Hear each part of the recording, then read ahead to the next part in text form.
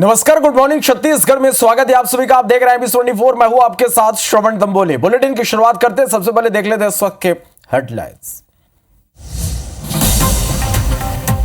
छत्तीसगढ़ विधानसभा के बजट सत्र का आज तीसरा दिन। प्रश्नकाल में उठेंगे कई विभागों के मुद्दे। ध्यानाकर्षण में होगी लंबित राजस्व मामलों पर चर्चा।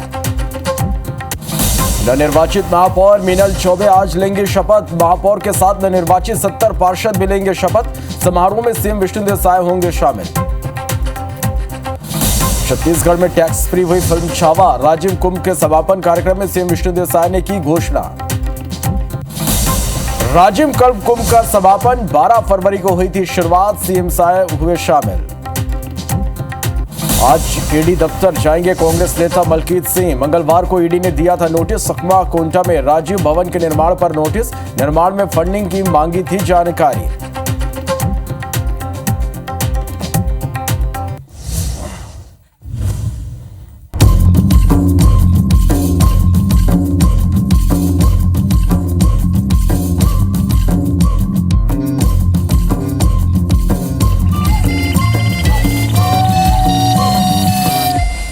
बुलेटिन की शुरुआत करेंगे एक बड़ी खबर के साथ। अंबिकापुर से बड़ी खबर। हथियार दिखाकर लाखों की लूट की गई है। कट्टे की नोक पर रुपए और जेवरात यहां से लूट लिए गए। 3 अज्ञात नकाबपोशों ने परिवार को बंधक बना लिया।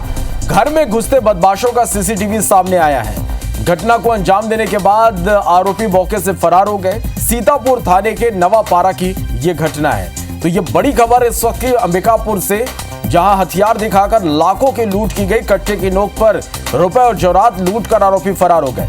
3 अज्ञात नकाबपोश ने परिवार को बंधक बनाया। घर में घुसते बदमाशों का सीसीटीवी फुटेज सामने आया है। घटना को अंजाम देने के बाद नकाबपोश मौके से फरार हो गए। सीतापुर थाने के नवापारा की यह घटना है।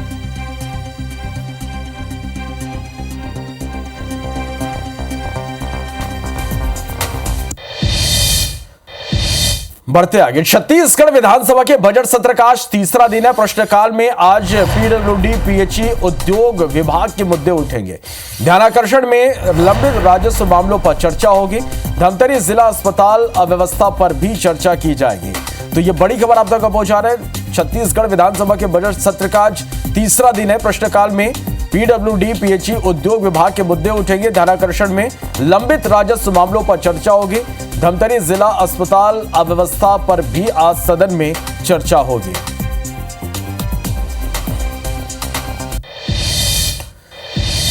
बढ़ते आगे। आज ईडी दफ्तर जाएंगे कांग्रेस के प्रभारी महामंत्री।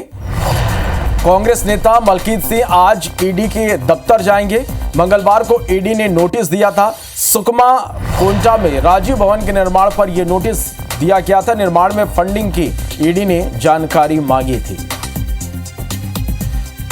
तो कांग्रेस नेता को ईडी के नोटिस का मामला। आज ईडी दफ्तर जाएंगे कांग्रेस के प्रभारी महामंत्री। कांग्रेस नेता मलकीत सिंह आज ईडी के दफ्तर पहुंचेंगे। मंगलवार को ईडी ने नोटिस दिया था। सुकमा कोंटा में राजीव भवन के निर्माण पर यह नोटिस दिया गया था। निर्माण में फंडिंग की ईडी ने जानकारी मांगी थी।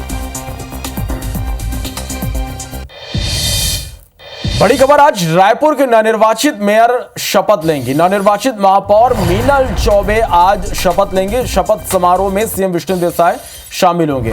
विधानसभा अध्यक्ष डॉक्टर रमन सिंह समेत मंत्री विधायक इस दौरान मौजूद रहेंगे। तो ये बड़ी खबर आप तक पहुंचा रहे हैं। आज रायपुर के नवनिर्वाचित मेयर शपथ लेंगे। नवनिर्वाचित महापौर मीनल चौबे शपथ लेंगे। शपथ समारोह में सीएम विष्णुदेव साय शामिल होंगे। विधानसभा अध्यक्ष डॉक्टर रमन सिंह समेत मंत्री और विधायक भी इस दौरान समारोह में मौजूद रहेंगे।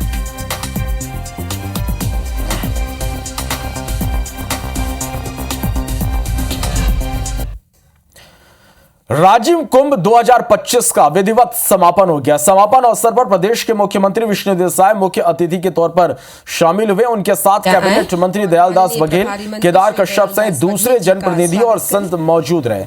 इस दौरान मुख्यमंत्री विष्णुदेव साय ने भगवान राजीव लोचन जी और कुलेश्वर नाथ जी के दर्शन कर प्रदेश की खुशहाली की कामना की।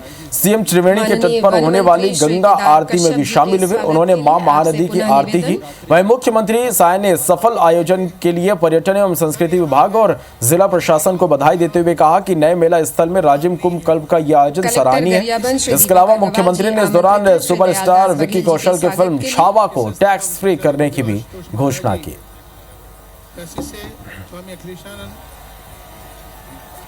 आपसे पुनः निवेदन श्री केदार कश्यप जी के स्वागत के लिए। सब यहाँ पर शामिल हुए और भारी संख्या में पूरे प्रदेश के श्रद्धालु यहाँ पर आए और आज बड़ा अच्छा समापन इस राजिम कुंभ का हुआ है और हर साल ये होते रहेगा। इस साल इधर 54 एकड़ जमीन हम लोगों को उपलब्ध हुआ है और चूंकि ये कुंभ हर साल होने वाला है तो इसको बहुत सजा के हम लोग आगे करेंगे।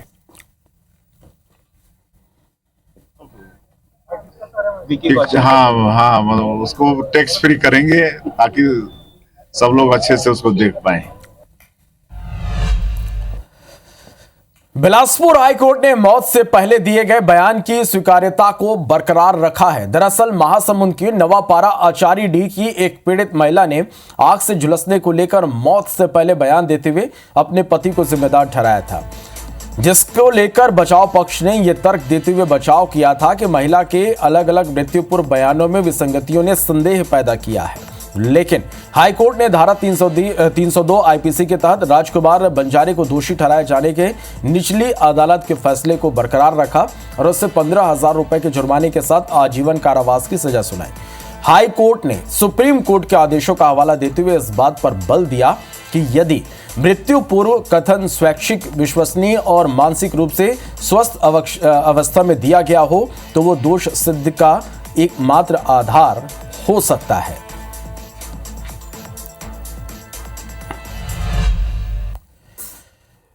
रायगढ़ में अमृत मिशन योजना के तहत चल रहा पाइपलाइन विस्तार का काम एक बार फिर से विवादों में है।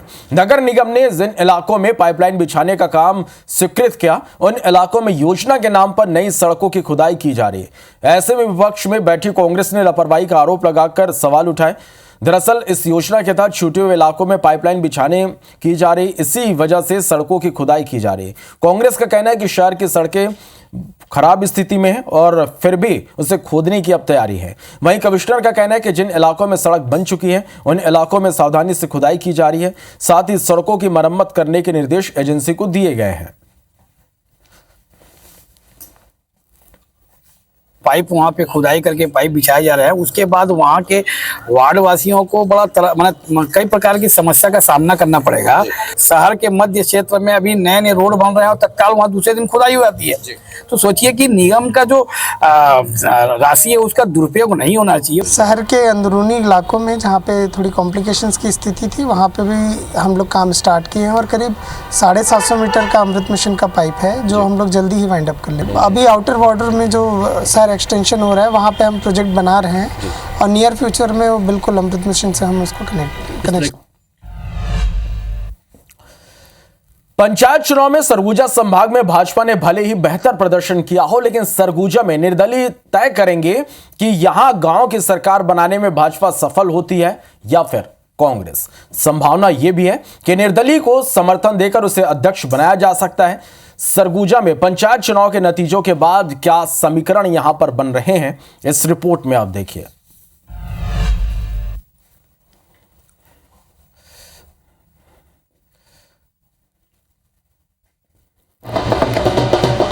गांव की सरकार बनाने के लिए जनता ने अपना अभिमत दे दिया है। सरगुजा की जिला पंचायतों में सरकार बनाने के लिए भाजपा और कांग्रेस दोनों ही दल दावा कर रही हैं। भाजपा का कहना है कि निकाय चुनाव में जनता का समर्थन मिलने के साथ ही पंचायत चुनाव में भी जनता का प्यार मिला है। ऐसे में भाजपा संभाग भर के जिला पंचायतों में अपनी सरकार बनाने के साथ ही ट्रिपल इंजन की सरकार के जरिए जनता के लिए काम करेगी। नगरीय निकाय में हमको सरगुजा संभाग में जन समर्थन मिला था, उसी प्रकार से फिर से त्रिस्तरीय पंचायती राज में हमको भारतीय जनता पार्टी को समर्थन प्राप्त हुआ है। जनता का बड़ी संख्या में हमारे पंच जीत के आए हैं, सरपंच जीत के आए हैं, बीडीसी जीत के आए हैं। अधिकांश जनपदों में हम सरकार अपनी बहुमत के आधार पे हमारे अध्यक्ष उपाध्यक्ष बनेंगे। इधर कांग्रेस का अपना दावा है कि गांवों में भाजपा के ज्यादातर समर्थित उम्मीदवार हार गए हैं। कांग्रेस का आरोप है कि भाजपा जोड़ तोड़ कर सरकार बनाने की कवायद कर रही है, जिसमें वो सफल नहीं होगी। लेकिन भारतीय जनता पार्टी के लोग में बिखराव रहा है। ग्रामीण क्षेत्र का रुझान बहुत अच्छा आया है कांग्रेस के प्रति, और गांव के लोगों ने कांग्रेस को स्वीकार किया है, कांग्रेस की रीति नीति को स्वीकार किया है और भाजपा को नकार दिया है एक सिरे से। यही कारण है कि इनकी जो डबल इंजन की सरकार है वो ग्रामीण क्षेत्र में अपना प्रभाव नहीं दिखा पाई। बीजेपी कांग्रेस के दावों के बीच सरगुजा के जिला पंचायत के समीकरण की बात करें तो यहाँ 14 सीटें हैं, जिसमें कांग्रेस के पास 4 और भाजपा के पास 4 प्रत्याशी हैं जिन्हें उन्होंने समर्थन दिया था और ये जीत कर भी आए हैं। जबकि 6 प्रत्याशी निर्दलीय चुनाव जीतकर जिला पंचायत सदस्य बने। इनमें 2 निर्दलीय उम्मीदवारों को कांग्रेस अपना मान रही है, जबकि एक को पार्टी में शामिल करने के साथ ही एक अन्य निर्दलीय उम्मीदवार को भाजपा अपने दल से जोड़कर देख रही है।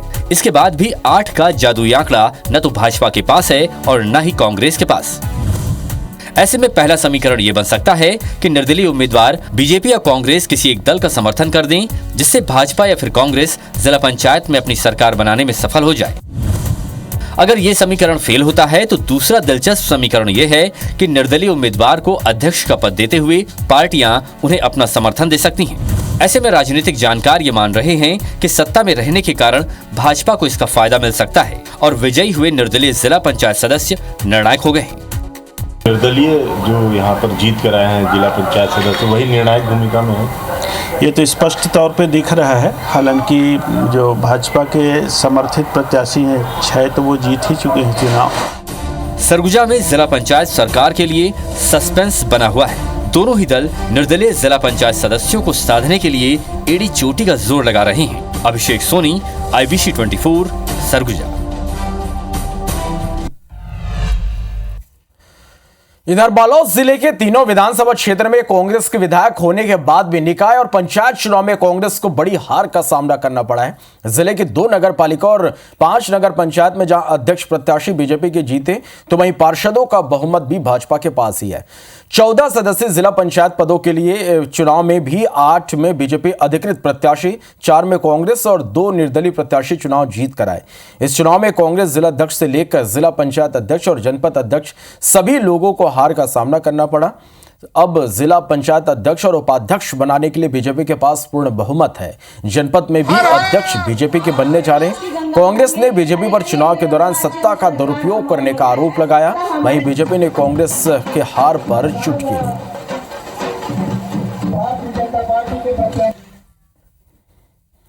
भारतीय जनता पार्टी ने शासकीय तंत्र का खुलेआम दुरुपयोग करके इस चुनाव में जीत हासिल की है। और लोगों से हम जब पूछते हैं कि 1 वर्ष में साय सरकार की उपलब्धि बताइए, साय सरकार की कोई भी उपलब्धि नहीं है। सारे मंत्री साय सरकार के फेल हैं। कानून व्यवस्था पूरे प्रदेश में लचर है। कांग्रेस के लोग आत्मचिंतन करें। उनकी जिला कांग्रेस कमेटी के अध्यक्ष है, जनपद पंचायत के उपाध्यक्ष है, जिला पंचायत के अध्यक्ष, सब लोग भारी वोट से हारे हैं। आत्मचिंतन करें। लोग उनको पसंद नहीं कर रहे हैं। अब उनका जनाधार खिसक रहा है। अनर्गल आरोप से बचें और आत्मचिंतन करें। लोगों के बीच जाके पता करें। भिलाई में महाशिवरात्रि पर बोलबम सेवा कल्याण समिति ने प्रदेश के सबसे बड़े शिव जी की बारात निकाली, जिसमें हजारों बाराती शामिल हुए। बारात में 151 झांकियां शामिल हुई। बारात निकालने के बाद लोगों के लिए भंडारे का भी आयोजन किया गया। महाशिवरात्रि उत्सव और शिव जी की बारात में शिरकत करने छत्तीसगढ़ विधानसभा अध्यक्ष डॉक्टर रमन सिंह, भाजपा प्रदेश अध्यक्ष किरण सिंहदेव, प्रदेश संगठन मंत्री पवन साय, सांसद विजय बघेल सहित कई जनप्रतिनिधि और उद्योगपति शामिल हुए। इन अतिथियों का बोलबम सेवा एवं कल्याण समिति के प्रदेश अध्यक्ष बीजेपी नेता दया सिंह ने पगड़ी और गमछा पहनाकर सम्मान किया। इसके साथ ही उन्हें शिव जी की प्रतिमा भेंट की। इस अवसर पर विधानसभा अध्यक्ष डॉक्टर रमन सिंह, बीजेपी के प्रदेश अध्यक्ष किरण सिंहदेव और सांसद विजय बघेल ने भगवान शिव का पूजन कर प्रदेश की खुशहाली के लिए कामना की।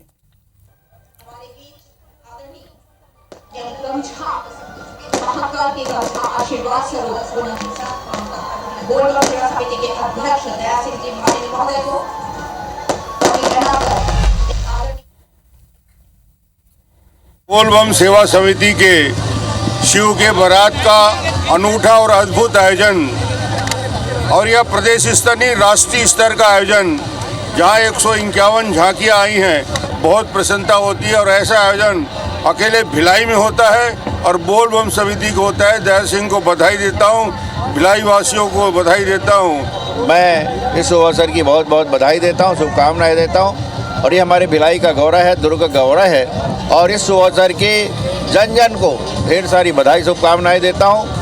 भगवान भोलेनाथ सबके घर में सुख शांति समृद्धि दे। ये बाबा की बारात है, देवादेव महादेव की बारात। तो मैंने पहले भी कहा था, हजारों हजार लाखों लोग एकत्रित हुए हैं। अब बाबा की इस महा आहुति में सब लोग आ रहे हैं, आशीर्वाद ले रहे हैं, सबको प्रेम से रह रहे हैं। अब बढ़िया लोग नाच रहे हैं, झूम रहे हैं और महाभंडारे का आनंद ले रहे हैं।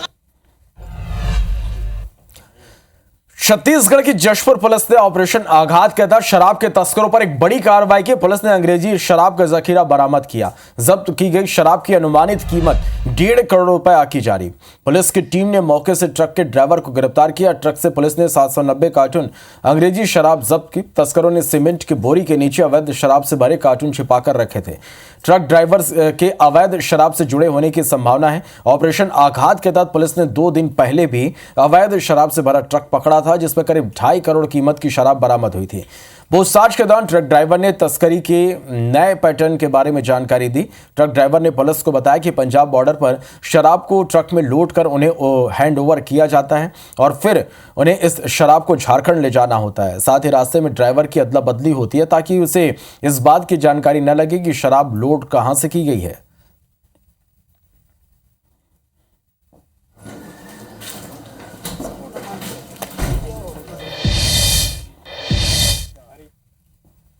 जशपुर पुलिस के पास में 2 ट्रक 2 आरोपी 1574 पेटी शराब में 14,027 लीटर शराब जब्त किया गया है, जिसकी अनुमानित कीमत लगभग 3 करोड़ रुपए है। ये लोग बहुत ही शातिराना अंदाज में स्मगलिंग कर रहे थे। हमारे पास इनके जो डिटेल्स हैं उसके आधार पे हमारी साइबर सेल की टीम इस गैंग के मुख्य आरोपी हैं उन तक पहुंचने की पूरी कोशिश कर रही है। एक पति और पत्नी का रिश्ता बेहद मजबूत होता है अगर इस रिश्ते में प्यार हो तो, लेकिन अगर इस रिश्ते के बीच में शक नाम की दरार आ जाए तो अंजाम कुछ और ही होता है। लेकिन एक रिश्ते का इतना बुरा अंजाम होगा यह किसी ने नहीं सोचा था। यूपी से लेकर छत्तीसगढ़ तक यह दास्तां चर्चा का विषय बनी हुई है। इस रिपोर्ट को आप देखिए।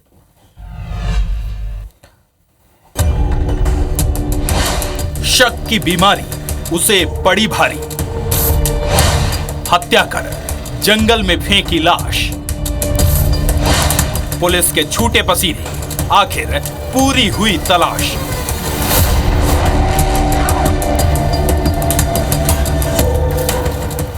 जंगल की खाक छानती ये पुलिस एक महिला के शव की साक्ष्यों की तलाश कर रही है। पुलिस को खुद आरोपी ने इस जगह की जानकारी दी और बताया है कि उसने किस तरह महिला का कत्ल किया और उसके शव को पेट्रोल डालकर जला दिया। पुलिस को इस केस को सुलझाने में काफी मशक्कत करनी पड़ी क्योंकि केस काफी उलझा हुआ था, लेकिन आखिरकार पुलिस ने महिला के शव को बरामद कर आरोपी को गिरफ्तार कर लिया। कहानी की शुरुआत तब हुई जब उत्तर प्रदेश के मुजफ्फरनगर का रहने वाला अमरीश निषाद नाम का शख्स 14 फरवरी के दिन शहडोल के जीआरपी थाने में अपनी पत्नी मोनी निषाद की गुमशुदगी की रिपोर्ट दर्ज कराने पहुंचा। उसने पुलिस को बताया कि वो अपनी पत्नी के साथ ट्रेन में यात्रा कर रहा था।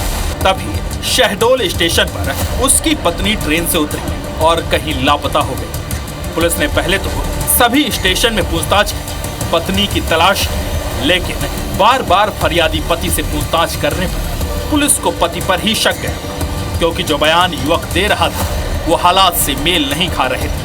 ऐसे में जीआरपी पुलिस ने जब सख्ती से पूछताछ की तो उसने पूरा खुलासा कर दिया। रिपोर्ट करता अमरीश कुमार है, उसी ने ही अपनी पत्नी मोनी निषाद की हत्या जो है वो लखनपुर थाना क्षेत्र के कुंवर डैम में की है, जिसमें कि अग्रिम वैधानिक कार्रवाई की जा रही है। पुलिस के मुताबिक आरोपी पर उसकी पत्नी किसी और महिला के साथ संबंध होने को लेकर अक्सर झगड़े करती थी। ऐसे में 11 फरवरी को जब वो अपने घर मुजफ्फरनगर जा रहे थे तभी बेलगहना स्टेशन पर ही उसकी पत्नी के साथ एक बार फिर विवाद हुआ। इसके बाद आरोपी ने प्लान बनाया और अपनी पत्नी को बस से पहले अंबिकापुर लाया, फिर अंबिकापुर से कुंवरपुर इलाके में ले जाकर उसकी हत्या कर दी और कहानी गढ़कर खुद ही थाने में गुमशुदगी की रिपोर्ट दर्ज करवा दी। आखिरकार ये केस सुलझा और आरोपी खुद ही अपने जाल में फंसे। अभिषेक सोनी, IBC 24, अंबिकापुर।